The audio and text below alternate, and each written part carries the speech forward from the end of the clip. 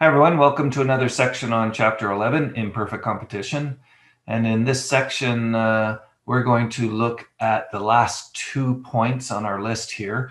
We're going to look at collusive oligopolies, otherwise known as cartels. That's where companies formally get together and make agreements on price and quantity produced. And that is illegal inside countries, but between countries, as you'll see in a few examples, it has been legal. And then we'll also look at non-collusive oligopolies, where essentially companies are not colluding. It just looks like they are, or they're acting like they're colluding, but they're actually technically not. Okay, so we're going to look at the two categories of oligopoly. First, the collusive oligopoly, formerly known as a cartel. And the cartel tries to act like a monopoly. So it's really an association of sellers that are acting together, acting in unison. They want to try and make decisions that benefit them all. So, for example, OPEC, the Organization of Petroleum Exporting Countries, got really strong, got its big name back in the 70s, way back. But they banded together to act like a monopoly. They set production quotas for each other, and they tried to target higher prices. They were able to increase prices by restricting output, and they were able to increase prices significantly in the 70s and 80s and in the years since as well. But they're like any other oligopoly. There's a strong tendency to cheat, and that tends to make their agreements a little bit weaker as time goes on. So these cartels, they work to their advantage of all the members, but only if there's no cheating among participants, right? And there's a strong tendency to cheat. But if they can agree to act like a monopoly by splitting up the production, they can charge a higher price, and all of them will be better off. So really, that's the whole description of collusive oligopolies. And they are illegal inside a country, but between countries like OPEC, that's okay. So let's do another quick example of collusive oligopoly. We did one earlier when we looked at game theory and the Nash equilibrium, where we said it highlighted mutual interdependence.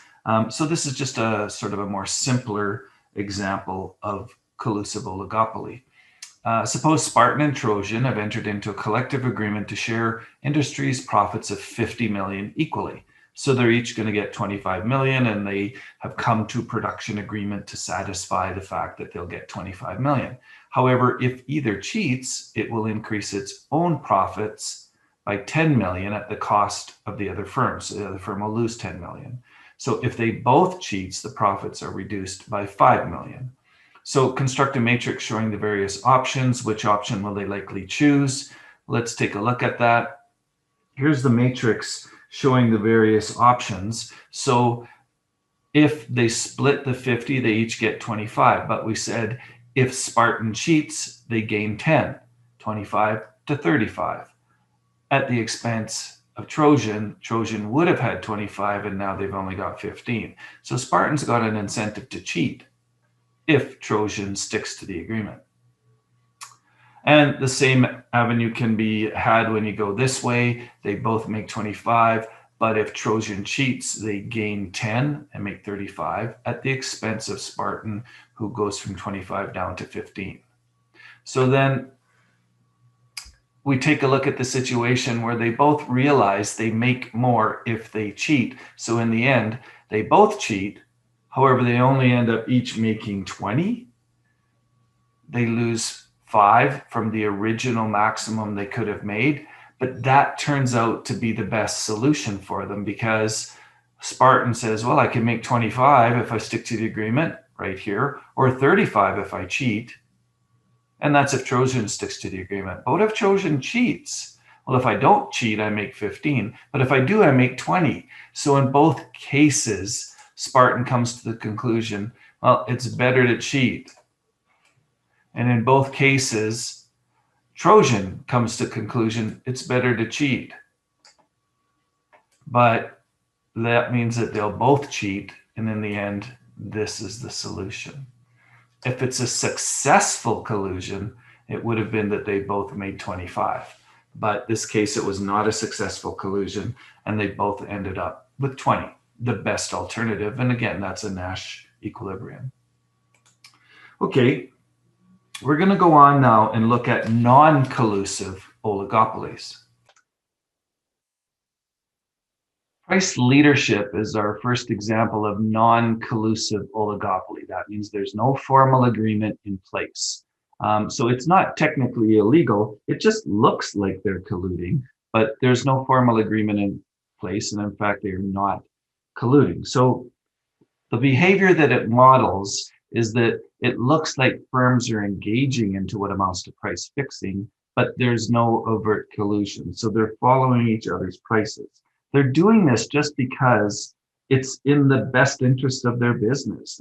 There's no formal collusion, but they don't seem to mind that or think too much about it. They just act in a certain way that's in their best business. So a leader, which is usually the most largest or the most efficient firm, just kind of sets a price, whether up or down, and others follow. And it's kind of a trial and error thing. Who's going to be the first one to set the price? And often temporary leaders are put into place and the rest just follows.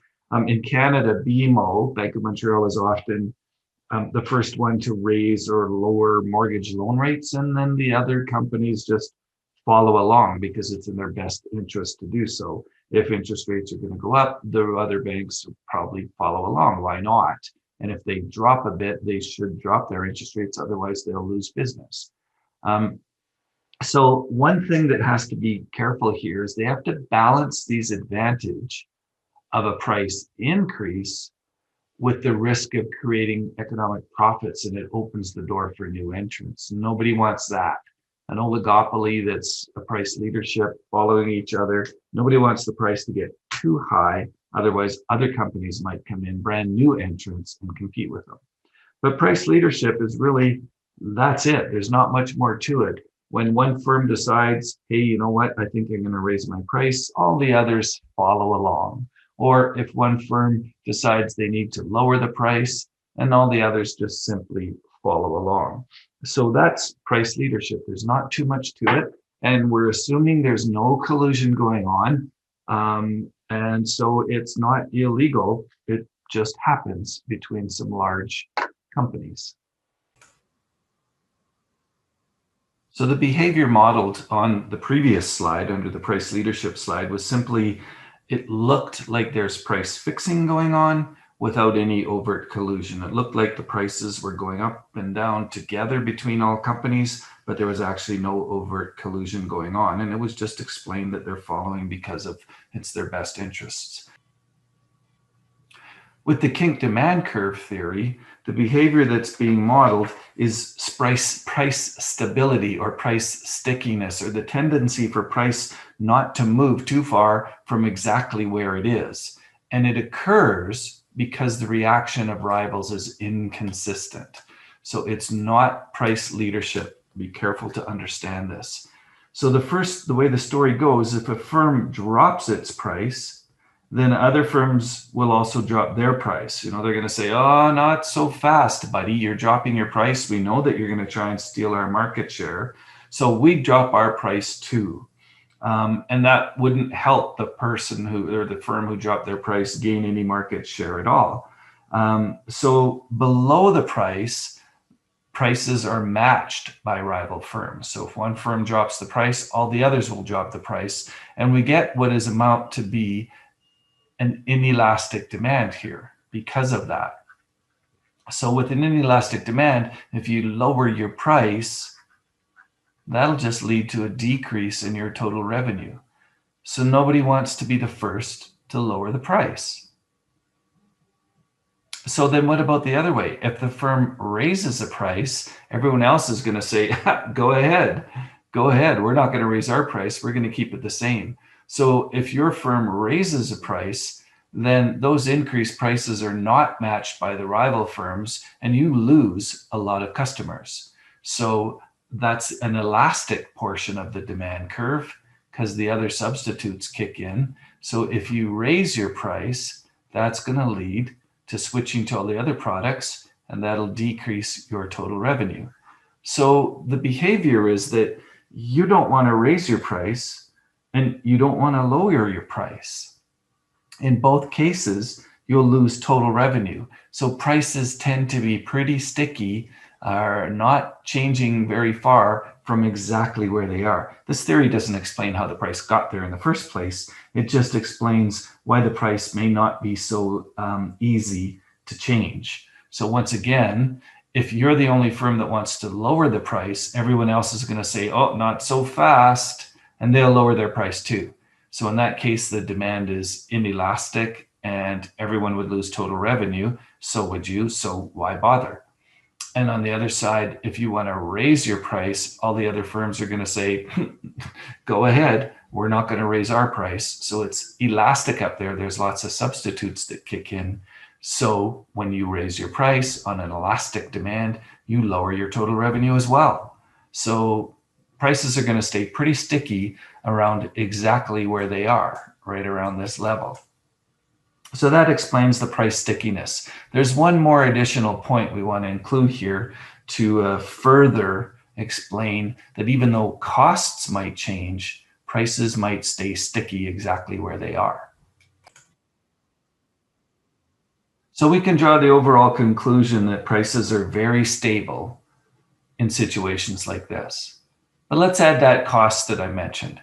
Here, we've got this kink demand curve, it's called, the red one, and the marginal revenue falls out below the elastic portion, just like I'm tracing, and then the marginal revenue falls out below on the inelastic portion, and there's big straight line in between, which is, you know, kind of a marginal revenue between there and between there. There's a gap, there's a jump, there's a discontinuity in the marginal revenue curve.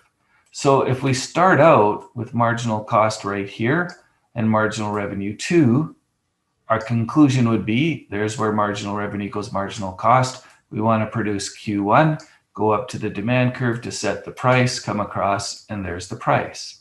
Okay, what if marginal costs rose quite a bit? So now marginal costs are way up here. Well, we still find where marginal cost equals marginal revenue right there. We go and decide, well, that's the optimal quantity to produce. Go up to the demand curve and we say, oh, that's exactly the same point. And so the price we're going to charge is exactly the same price.